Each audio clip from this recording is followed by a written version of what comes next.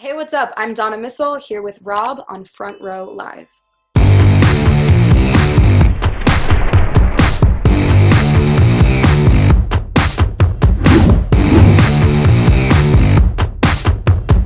All right, Donna. Well, I've been wanting to sit down and talk to you for quite some time. I became an instant fan of yours. The moment I heard Thrills, um, just your voice and your delivery on that song in particular was just incredible. Can you talk to me a little bit about, who inspired you to sing the way that you do and how that kind of discovery was for you as a singer? Wow. Oh wow, I love that. I don't hear a lot of specific reference to songs when talking to like press. So I think I'm really flattered. That's so cool. I learned how to sing by listening to Black women, Black records. I've been so heavily influenced by yeah, man, Black people. My father had music playing in our house pretty much constantly. Um, yeah, I mean, when I was able to like establish my own taste, the things I was gravitating towards were like pop R&B groups. So I loved like TLC, Destiny's Child, 3LW. Like that's what I was listening to as a teenager. And then like started getting more into solo artists like Mariah Carey and Joss Stone. Um, but yeah, always women that sang with a lot of like power, which I think is where I picked that up. Just this like pretty fierce expression of power through voice. I've always been really like super influenced by that. I think that comes through like pretty strongly. But yeah. Now, usually, when you are a fan of an artist or a voice of or when you are inspired by another artist, sometimes it's hard to not sound like that artist or those artists. Right. You have your own sound. How did you kind of create the sound that you did? What was that discovery like for you and when did you kind of figure out this is who I am as an artist? This is what my sound is. Um, I don't know. I mean, I think I'm constantly evolving what that means to me. Like, as I discover new artists to be influenced by, or get deeper down the rabbit holes of different sort of like pockets of influence throughout culture and music, I find that um, my style and the way that I approach songwriting and the way that I approach performance of music is sort of like constantly growing and evolving. But yeah, I mean, my first record was so heavily inspired by the way that I grew up listening to music, which was mixtape culture, like different songs of different genres next to each other that might not necessarily make sense. Uh, Listening to lots of different genres sort of at the same time. I think that a lot of people that are making music now were inspired by this as well. This idea of multiculturalism and like being influenced by lots of different things at the same time, and not having that be like weird or taboo, but rather being like sort of this new wave of influence, as being down for country in the same way that you're down for pop and R&B and soul and rock. And so all of those things start coming together to create something new. And I think I'm finding that these sort of standards of genre that have been sort of like pillars in the music industry, like I know that my experience so far has definitely been watching them start to disappear or widen. And I think the music that I make is always going to live sort of between genres because I'm influenced by so many different things. I feel like that must be difficult at the same time when it comes to the creative process of, especially how you mentioned like you're constantly evolving. I'm sure because the way that you sing evolved from your previous record, like I'm sure the writing process for that also evolved in a sense. So as we jump in to talk about Lighter, your upcoming sophomore album, how did your writing process kind of evolve with this record? I love that question.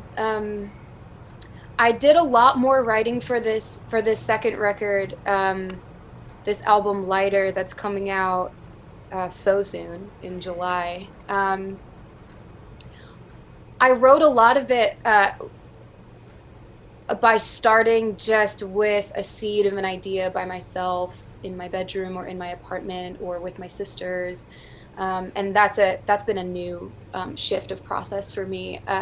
My first record was this amalgamation of songwriting that I had done with lots of different people over the course of a few years, and put together a record.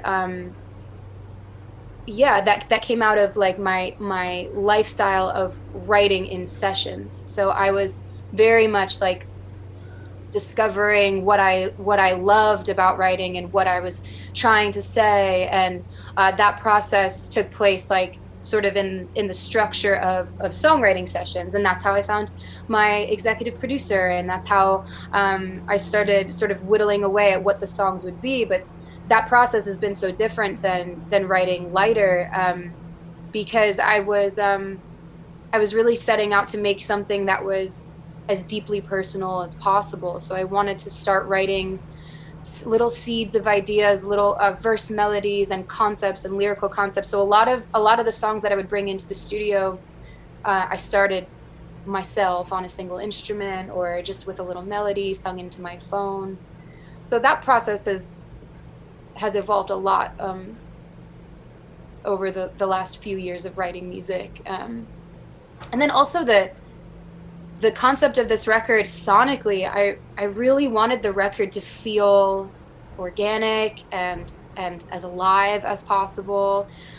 With my last record, I was really, really interested in beat making, and I loved patterns and loops and drum machines, and that's sort of what inspired a lot of the writing from the first record. And with the second record, I took a much different approach in trying to write songs that could exist just as a lyric and a melody, that could stand on their own, just a single instrument, a lyric and a melody. And if the song really felt like it was coming through and like you got the emotionality and like it felt like a song, then to me it was worth going through the process of producing it fully and putting it on this record. So it's been a much different experience. It's been really rewarding. I've gotten to work with some of the most incredible studio musicians I've ever met, and yeah, it was a much different process, but felt a lot more like a classic approach to making records, and I really loved it for that reason.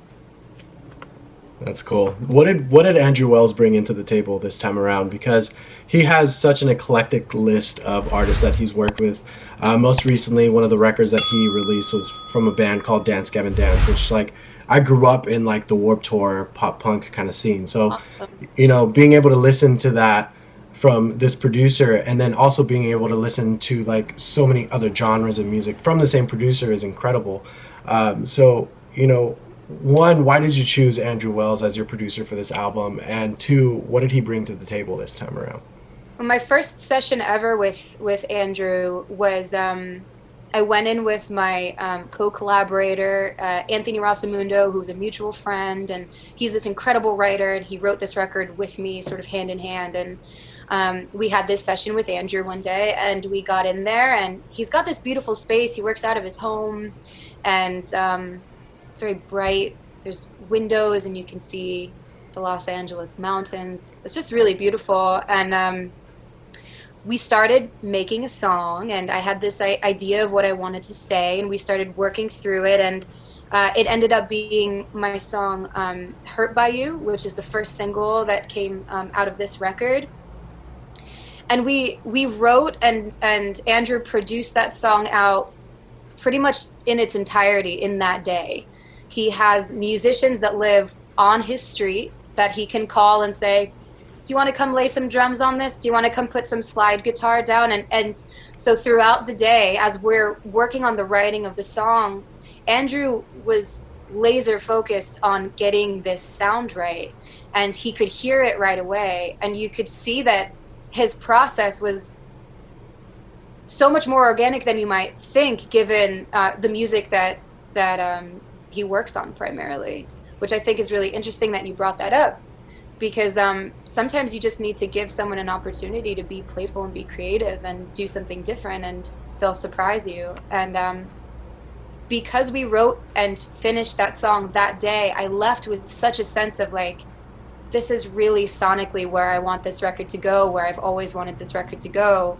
And so I think the search is over, and we just started going in with Andrew like every single day for the next few months after that, and we finished the record really quickly. He's a really inspired producer, and he's really awesome at delegation.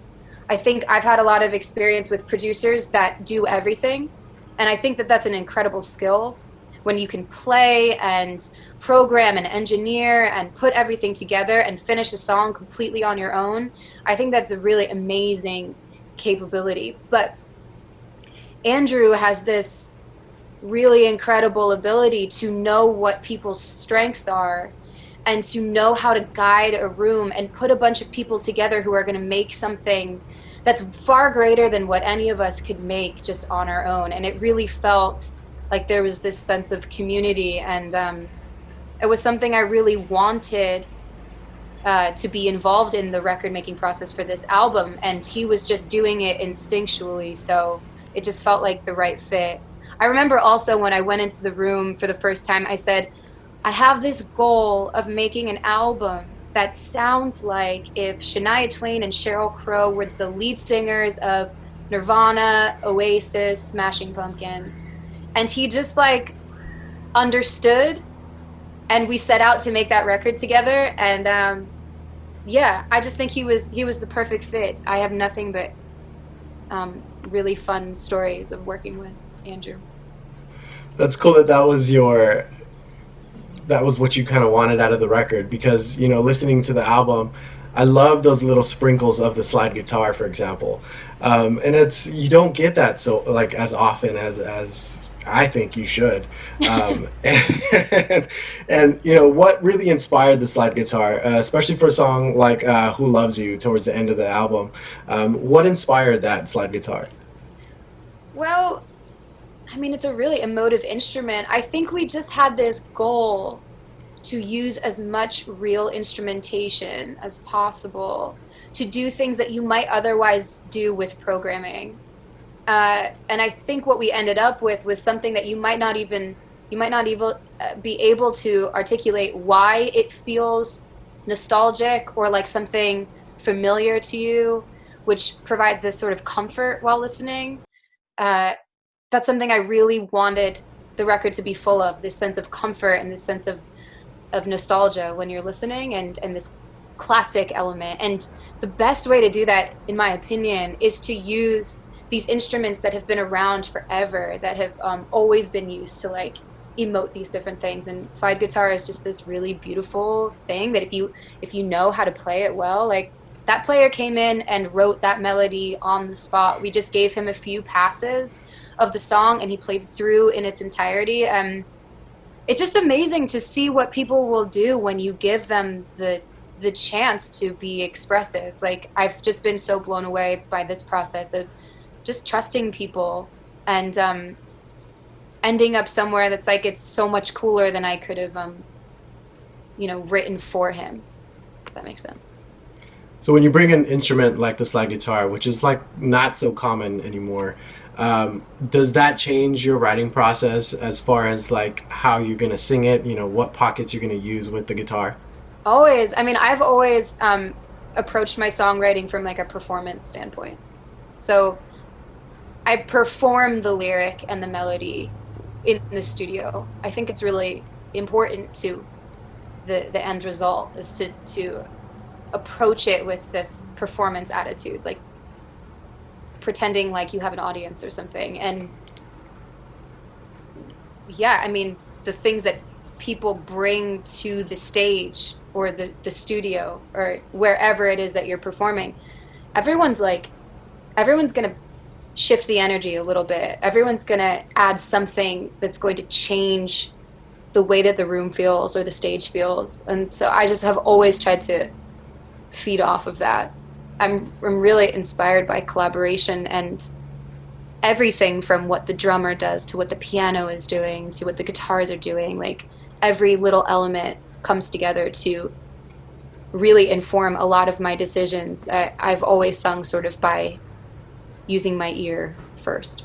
Now, as far as like collaborations go, not necessarily with this record, but in the past, you've worked with Tim Anderson, someone that I wish I'm a Robot would come back after after I'd that love to last hear that. album. But there's been so many artists that have written with him, and they just or die would die to write with him. Um, how did that collaboration? How was that chemistry between the two of you, and how did he kind of influence you moving forward with like your music today? Tim is an amazing person to have in your corner. He's so creative. He executive produced my first record. And the way that came about was I was just taking sessions. And similarly to meeting Andrew, I just went to a session at Tim's studio and we just made something that felt really good to me. The first song we ever worked on together was my song Driving. And that song is on my first album. But it was really similar to the process that I had with Andrew to deciding like why I would continue to bring songs and to work on with Tim. That very first song, it just sort of informed everything. Like if you have a rapport with someone that's just off the bat is like a great vibe, a great energy, a work ethic together that like makes sense, an understanding for the way that the other person operates or where they're coming from. Like I just understood him. I felt like he understood me, and we just kept working from that point, and we made a record together, just based off of how good it felt to make that song together. And at that time, I was unsigned. I didn't have a label. I was just making this record. I had signed to a publishing company that was helping me finance the record, but I didn't have like a home for the album, and I didn't really know what to do with it. But I knew that I wanted to finish it. I wanted to have a complete body of work to bring into a label to say, this is what I'm doing. I would love for you to be a part of it if you want to help me. If this is not what you want to do, then I'll just kick rocks on to the next. I really wanted to present something that could represent what I'm trying to do in music and with my career rather than try to go through a development process with a label. So Tim at the time, and still is today, he's the head of A&R for my current label, Harvest Records. So it was pretty amazing.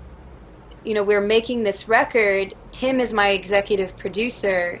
He's also the A&R for this label, and he's like, I'm basically doing the A&R process while I'm executive producing this record, so we can just skip that process and this label will just put out this body of work and we'll stand behind it and we'll tour it, and this is an option for you. And it just felt familial and it felt like the right thing to do, and I've had a really great experience with this label, and Tim is the reason for that.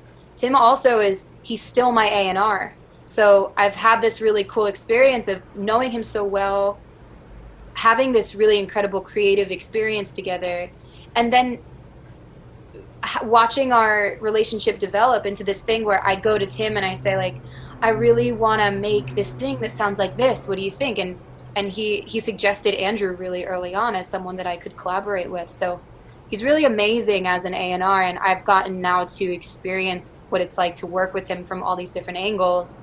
But I don't think that I would have made this record if it weren't for his guidance and his support. So he's been super instrumental, and yeah, I'm kind of like wherever Tim goes, I'll go. I feel like all the pieces have like come together naturally, in whether it was for the first record or for this upcoming sophomore album. But I'm sure there was some challenges in creating this record as well, lighter. So did you feel challenged in any way with either a lyric, a song in particular, or in the recording process? Well, I took on a challenge of not just accepting my first lyric and melodic ideas as the ones. A lot of this record came together very organically and beautifully, where we were making decisions on the spot that just sort of felt right. But I did a lot of rewriting for this record, and that was a new process for me. And it creates a challenge, but it was kind of an anticipated challenge and a challenge that I wanted to take on. But otherwise, it was really difficult for me to write my way through this record.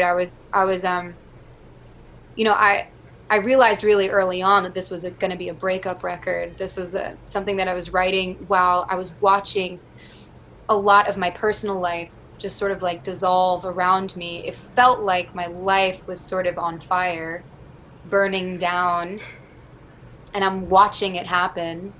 And I was also touring extensively, opening for a lot of artists, promoting my record in the midst of experiencing this big breakup, and a lot of personal reflection and self-discovery, and like realizing that I was on stage every night talking about, you know, it's interesting you talk about Thrills, because I really used that song in my set as a way to let the audience know, like, you are worthy, you are beautiful, like the way that you present, the way that you showed up here tonight, like I just want you to accept that and feel empowered by it, the way that you are, exactly as you are, while I was personally experiencing a lot of self-hatred, a lot of self-doubt. So when I started writing this record, those were the themes and the concepts that were coming out of me, and it was cathartic, but it was really difficult to sort of bridge the gap between writing stuff that was that personal and that immediate, and trying to come to terms with the fact that I would be sharing it, people would be hearing that. And I got to a point when I was making this record that I got really afraid of this level of vulnerability and feeling like, is this really what I want to say? Is this really going to do anything for anyone? Is this what people need to hear right now? Especially with how politicized we're seeing music has become, and watching these shifts in our culture that are just huge and monumental. And I think as an artist, we have this immediate like response to that that's so emotional, that's like, I need to talk about that, I need to be a part of that. And I think I realized at a certain point that the most that I could do with my voice was to just be honest and talk about exactly what I'm feeling and what I'm experiencing, what I'm going through. So that's what this record ended up being about. But it was absolutely a challenge to get myself to the point where I was cool with letting people in on something that was this close to me. Now, you mentioned vulnerability, and you know, one song that stuck out to me the most was "Bloom," and because not only is it a raw song, but you know, it's just your vocals and the acoustic. So did you find yourself struggling to be as open and vulnerable to your audience this time around, or you know, did you feel comfortable because of everything that you just mentioned? It felt good during the process of creating these things. I feel so lucky that this is my outlet, that I have something that I can turn to like express myself through. Because I really feel like when I'm singing and when I'm writing myself through something, that's when I have the closest access to like how I really feel, who I really am. And otherwise, that access isn't as clear, it isn't as focused. So I feel really, like I said, I'm really lucky that I have this. And so in the moment, while you're doing it, like, it feels really good. And then it's this process after the fact of like, am I really capable of giving this to a world that will critique it, find reason to hate me for it, like regardless of the support and acceptance that you receive, there's always another side to that. And I wasn't sure whether I was like emotionally capable of handling giving people something that was this true. But I think it's a risk, and it's kind of one of my only jobs, is to take these risks, be willing to express myself as fully and honestly as possible. there's a lot of there's a lot of little jobs, bullshitty stuff, industry stuff. But my job as a creative, I think, is to just express what's real to me. And so I'm like, you better do your job. you you can do this. Well, I think you nailed it with Lighter. Definitely excited for this album, and congratulations with, album number 2. Thank you so And much. I can't wait till we can see a live show, because I feel like this album definitely needs the live show aspect of it. I don't think you can just have it be a record and that's it. Like the tour has to happen, the live performance has to happen, because I feel like the emotions is just gonna go crazy once you hit the stage for this record. Thank you. Thank you. That's the plan, touring in 2021.